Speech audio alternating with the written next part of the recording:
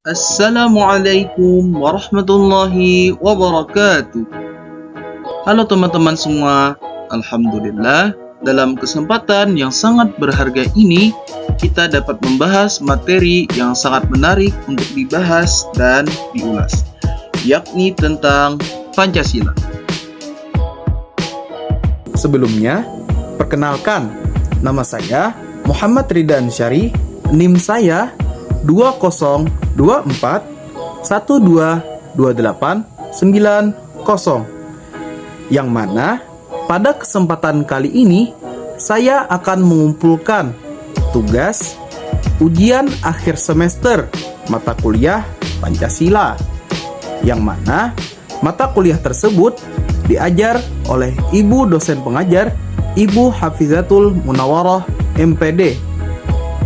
Oh iya, sebelumnya saya merupakan mahasiswa dari Institut Agama Islam Darul Ulum Kandangan, program studi Pendidikan Agama Islam semester 1, reguler 1. Oke, tanpa berlama-lama lagi, langsung saja kita kepada pembahasan.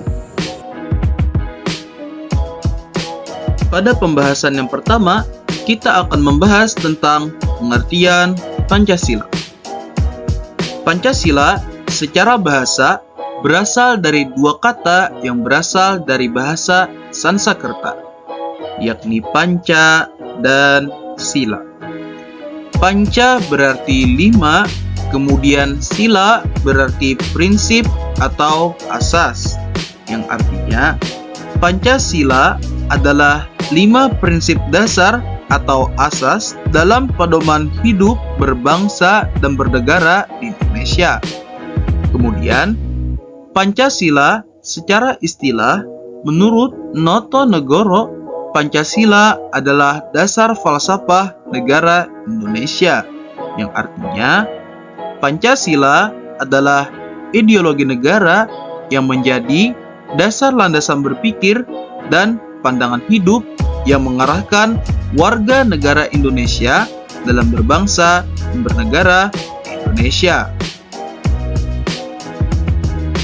Lanjut kepada pembahasan yang kedua, kita akan membahas tentang tujuan dari pembelajaran Pancasila.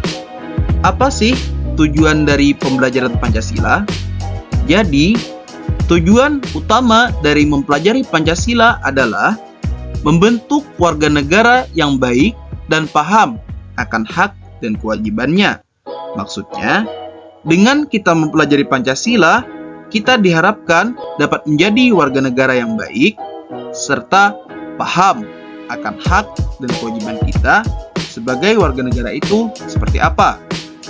Selain itu, masih banyak tujuan dari mempelajari Pancasila. Di antaranya, yang pertama, itu adalah menanamkan rasa cinta dan nasionalisme terhadap negara Indonesia. Maksudnya, dengan kita mempelajari Pancasila, kita diharapkan dapat meningkatkan rasa cinta kita dan nasionalisme kepada tanah air negara Indonesia. Kemudian, yang kedua, itu adalah membangun karakter manusia yang sesuai dengan Pancasila. Maksudnya, dengan kita mempelajari Pancasila, kita diharapkan menjadi manusia yang relevan atau sesuai dengan 5 sila dan nilai-nilai luhur yang terkandung dalam Pancasila. Kemudian, yang ketiga, itu adalah memperkuat nilai-nilai Pancasila sebagai landasan falsafah negara dan ideologi bangsa. Maksudnya, dengan kita mempelajari Pancasila, kita dapat memperkuat nilai-nilai luhur yang terkandung dalam Pancasila agar tetap menjadi dasar pedoman yang kuat bagi negara dan bangsa kita. Kemudian, yang keempat, itu adalah membimbing mahasiswa untuk menerapkan nilai-nilai Pancasila dalam kehidupan sehari-hari. Maksudnya, dengan kita mempelajari Pancasila, kita sebagai mahasiswa diharapkan dapat menerapkan nilai-nilai luhur Pancasila dalam kehidupan sehari-hari. Kemudian, tujuan dari pembelajaran Pancasila yang terakhir atau yang kelima itu adalah mempersiapkan mahasiswa untuk menganalisis dan menemukan solusi atas berbagai persoalan kehidupan bermasyarakat, berbangsa, dan bernegara. Maksudnya, dengan kita mempelajari Pancasila, kita sebagai mahasiswa diharapkan dapat berpikir kritis dalam menghadapi berbagai masalah ataupun persoalan yang akan kita hadapi, baik kita bermasyarakat, berbangsa, maupun bernegara. Itulah tadi sedikit tentang tujuan dari pembelajaran Pancasila. Lanjut kepada pembahasan yang ketiga. Pada pembahasan yang ketiga ini, kita akan membahas tentang sejarah singkat Pancasila. Di sini, saya akan menceritakan tentang sejarah singkat Pancasila.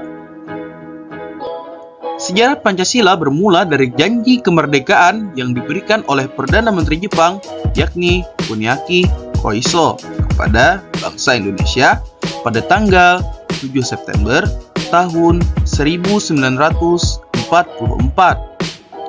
Yang mana ini dikarenakan Jepang ingin menarik simpati bangsa Indonesia agar bersedia membantu Jepang dalam perang melawan tentara sekutu.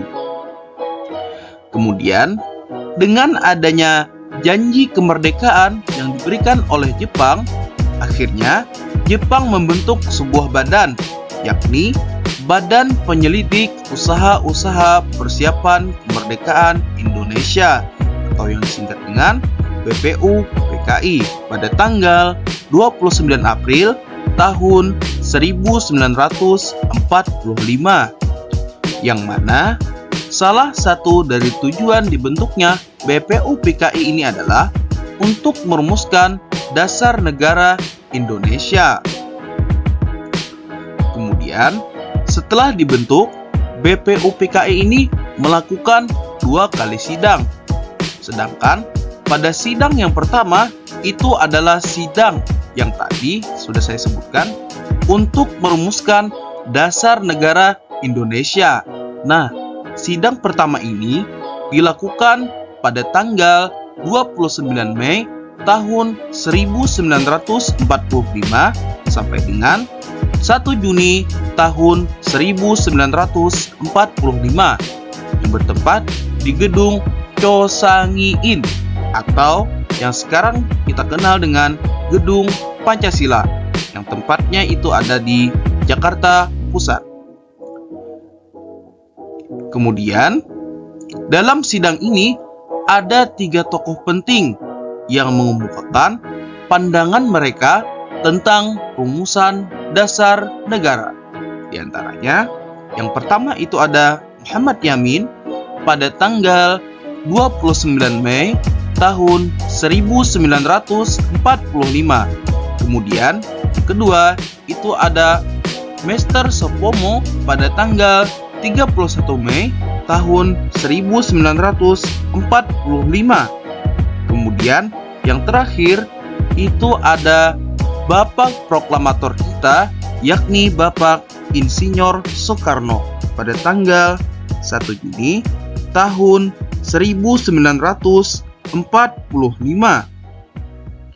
yang mana beliau mengemukakan ada 5 ide dan gagasannya yang isinya sebagai berikut. Yang pertama, itu ada kebangsaan Indonesia. Yang kedua, itu ada internasionalisme atau peri kemanusiaan. Yang ketiga, itu ada mufakat atau demokrasi. Yang keempat, ada kesejahteraan sosial. Yang kelima, ketuhanan yang Maha Esa. Yang mana 5 ide dan gagasan beliau ini beliau namai dengan Pancasila, yang kita kenal sekarang sebagai ideologi negara kita. Kemudian, dengan adanya beliau mengemukakan Pancasila pada tanggal 1 Juni tahun 1945 ini, maka tanggal 1 Juni ini diperingati sebagai tanggal lahirnya Pancasila. Terus kita peringati sampai sekarang ini. Kemudian lanjut kepada sejarah tadi.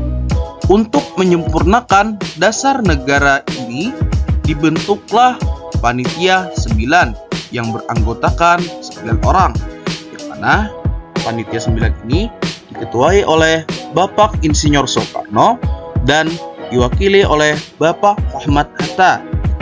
Kemudian ada 7 anggota yang lainnya seperti Adi Kusno Cokrosoyoso, Agus Salim, Wahid Hashim, Muhammad Yamin, Abdul Kahar Muzakir, Mr. A. Amaramis, dan Ahmad Subarjo. Kemudian, hasil dari kerja Panitia 9 ini adalah mereka memperoleh Piagam Jakarta atau yang disebut dengan Jakarta Charter yang berisikan rumusan dasar negara Indonesia Merdeka dan Mukaddimah Undang-Undang Dasar tahun 1945, yang mana piagam ini disahkan pada tanggal 22 Juni tahun 1945.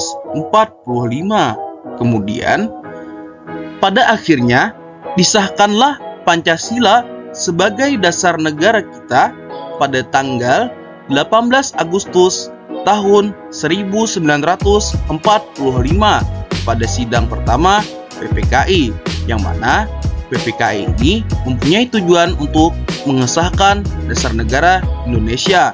Nah, jadi Pancasila ini disahkan 1 hari setelah kemerdekaan Negara Kesatuan Republik Indonesia.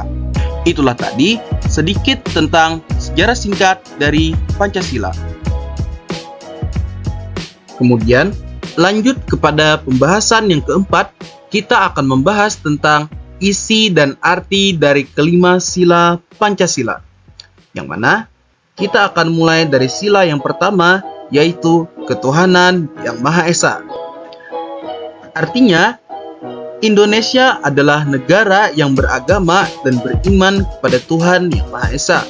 Maksudnya, sila pertama ini mencerminkan bahwa Indonesia adalah negara yang mengakui dan menghormati keberadaan Tuhan yang Maha Esa serta ketaatan kepada ajaran agama yang dipeluk oleh setiap insan masing-masing.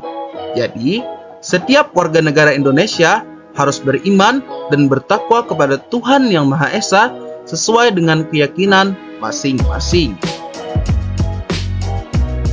Kemudian, isi dari sila kedua yaitu kemanusiaan yang adil dan beradab.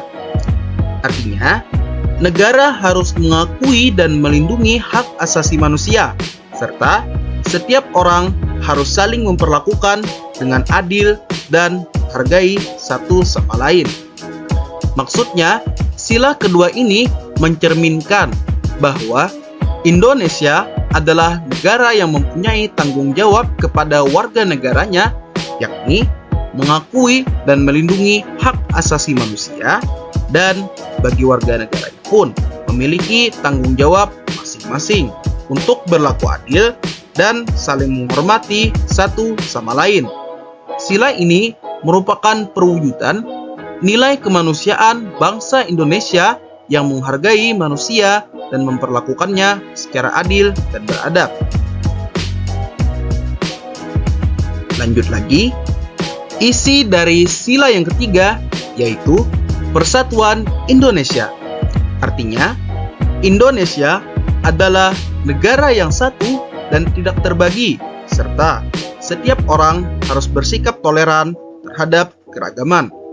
Maksudnya, sila ketiga ini mencerminkan bahwa Indonesia adalah negara yang bersatu atau utuh dan berdiri sendiri tanpa ada wilayah Indonesia yang terpisah atau ingin memisahkan diri, walaupun Indonesia berbentuk kepulauan dan banyak sekali keragaman, serta warga negaranya saling menghormati terhadap budaya yang plural di negara kita tercinta ini, yakni Indonesia. Sila ini mengajarkan nilai-nilai seperti persatuan dalam keberagaman, meningkatkan rasa nasionalisme, serta bergotong royong dan saling membantu dalam mencapai tujuan bersama. Kemudian, lanjut kepada isi sila yang keempat, yaitu kerakyatan yang dipimpin oleh hikmat kebijaksanaan dalam permusyawaratan perwakilan. Artinya, Indonesia adalah negara demokrasi yang diatur oleh aturan yang dibuat melalui permusyawaratan perwakilan. Maksudnya, sila keempat ini mencerminkan bahwa Indonesia adalah negara yang demokratis, yang berarti kedaulatan ataupun kekuasaan tertinggi ada di tangan rakyat. Artinya, pemerintahan Indonesia harus dilakukan oleh rakyat, untuk rakyat, dan dari rakyat dengan cara musyawarah untuk mencapai mufakat bersama atau yang disebut dengan kesepakatan bersama.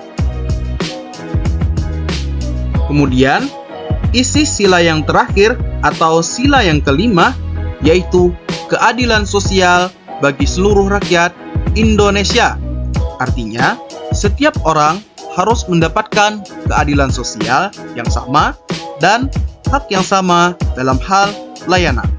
Maksudnya, sila kelima ini mencerminkan bahwa Indonesia adalah negara yang menjunjung tinggi keadilan sosial yang sama, hak yang sama dalam hal pelayanan harus sama rata, atau bisa dikatakan negara kita ini adalah negara merakyat. Jadi, setiap warga negara Indonesia berhak mendapatkan perlakuan yang adil tanpa memandang perbedaan latar belakang. Itulah tadi sedikit penjelasan tentang isi dan arti dari kelima sila Pancasila. Kemudian, kita berlanjut kepada pembahasan yang kelima, yakni kita akan membahas tentang Pancasila sebagai dasar negara dan pandangan hidup bangsa. Sebagai dasar negara, Pancasila menjadi pijakan utama dalam penyusunan konstitusi dan sistem pemerintahan Indonesia. Kemudian, Pancasila sendiri juga dijadikan dasar untuk mencapai tujuan negara yang tercantum dalam pembukaan Undang-Undang Dasar tahun 1945. Maksudnya, sebagai dasar negara, Pancasila berperan sebagai fondasi utama yang berguna untuk menjadi pedoman dalam menyusun konstitusi dan sistem pemerintahan di Indonesia. Pancasila sendiri juga menjadi dasar dalam mencapai tujuan negara yang tercantum pada pembukaan Undang-Undang Dasar tahun 1945, seperti melindungi segenap bangsa, mencerdaskan kehidupan bangsa, dan mewujudkan keadilan sosial. Kemudian, Pancasila sebagai pandangan hidup bangsa.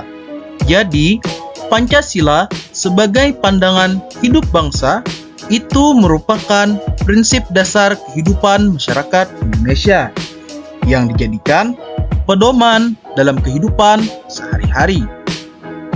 Kemudian, Pancasila itu juga mengandung nilai-nilai fundamental yang harus dipegang teguh oleh seluruh warga negara Indonesia, seperti ketuhanan, kemanusiaan, persatuan, kerakyatan, dan keadilan.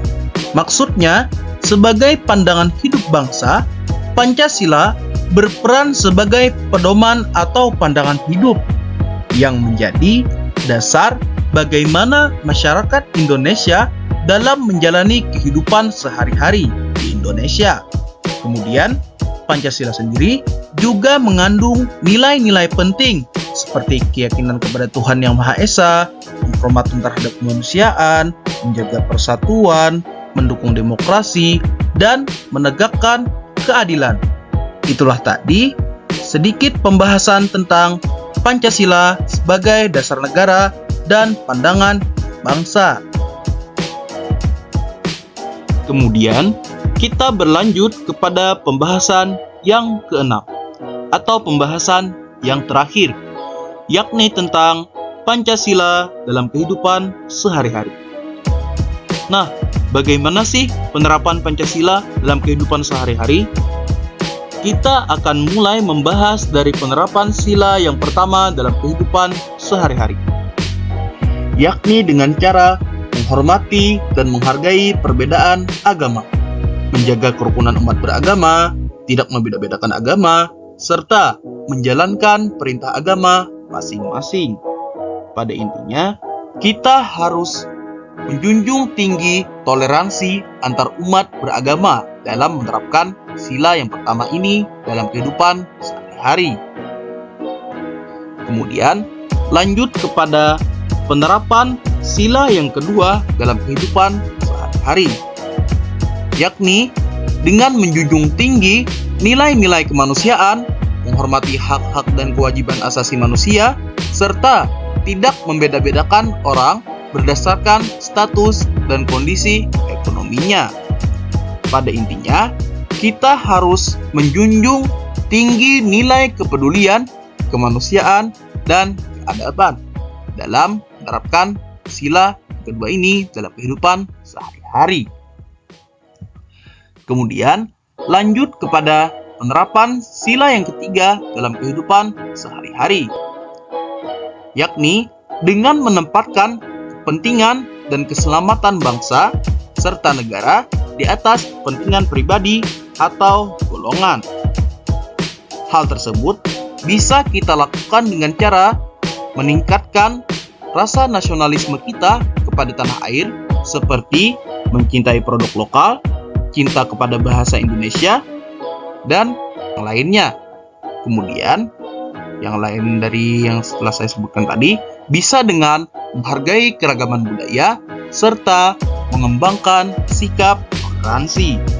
Pada intinya, kita harus menjunjung tinggi nilai-nilai persatuan dan toleransi terhadap keragaman untuk menerapkan sila yang ketiga ini dalam kehidupan sehari-hari.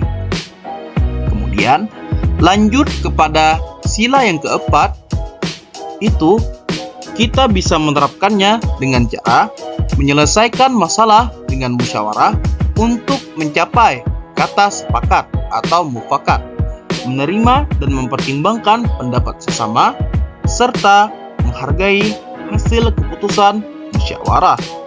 Pada intinya, kita harus mengedepankan musyawarah untuk mencapai mufakat atau kesepakatan bersama.